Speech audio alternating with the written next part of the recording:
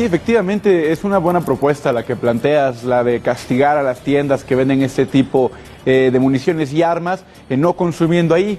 Pero algo muy interesante que revela lo de Walmart es justamente que estas grandes cadenas estadounidenses históricamente tenían un miedo muy profundo de meterse con la NRA, es decir, la Asociación Nacional de Rifles y Armas en Estados Unidos.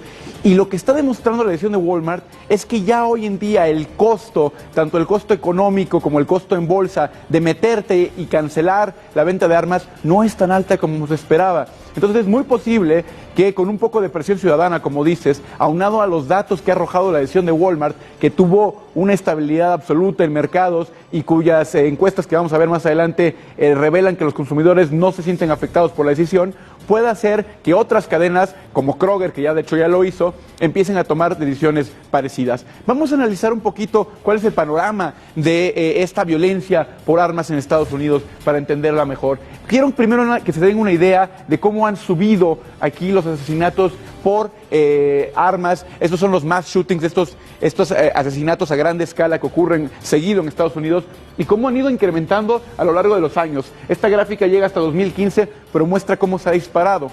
Y esta gráfica de acá lo que hace es que elimina una percepción que tiene muchos de los estadounidenses, que le invierten muchos recursos a combatir el terrorismo, pero no esos asesinatos en Estados Unidos. Y lo que vemos aquí es una comparación entre la parte de abajo, asesinatos americanos por terrorismo y asesinatos americanos por estos mass shootings, estas matanzas brutales. Y vemos cómo en los últimos años se condensa muchísimo más en estas matanzas de americanos, en la muerte de americanos por este tipo de acontecimientos que por terrorismo. Es decir, en la realidad esto genera mucho más muertes que el terrorismo.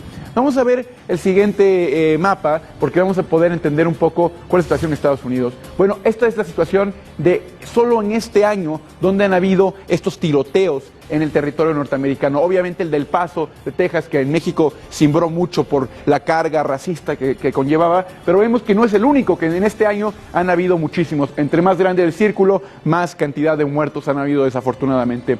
En el siguiente mapa vamos a entender un poco más esta gran discusión que hay en Estados Unidos en torno a la segunda enmienda que les da el derecho de defenderse y por eso el derecho a portar armas. Bueno, aquí lo que vemos es entre más circulitos tenga un estado, quiere decir que más control tienen sobre armas, más leyes hay para controlar las armas. Y lo que vemos es una correlación que entre más círculos tienen, colores más pálidos. Nueva York, Illinois, California, que tienen muchos circulitos. Y entre menos circulitos, colores más fuertes. ¿Qué significa esto? Los colores más fuertes indican dónde hay más violencia por armas de fuego. Lo que quiere decir es que los estados con más regulación tienen menos violencia. Más regulación sí equivale a menos violencia y eso es una realidad que podemos ver en este mapa.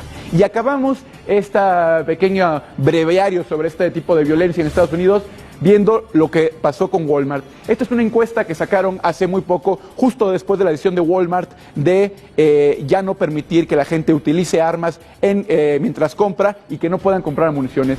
Y lo que dice el 51% de la gente es que esta decisión no les cambia su opinión sobre Walmart, seguirán consumiendo, que 21% van a consumir más en Walmart y solamente el 14% va a consumir menos en Walmart. Es decir, esto destruye ese paradigma de no hay que meterse con el tema de las armas de fuego porque quita consumidores. No es cierto. Según esta encuesta, la mayoría de la gente permanece indiferente, pero sí hay una mayoría dentro de las dos minorías de más o menos que preferiría consumir más en tiendas que tomen estas decisiones.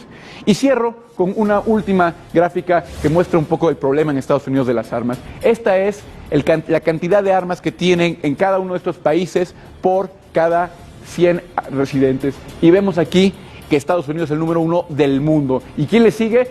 Yemen y Serbia, países donde hay conflictos muy severos. Así, la situación en Estados Unidos, que es muy alarmante. Hay que recordar también que el 70% de las armas que se utilizan en México para homicidios son compradas legalmente en Estados Unidos. Así que es una cosa que afecta también a México y que hay que mantener siempre bajo nuestra vista. Eso un poquito el panorama del control de armas en Estados Unidos.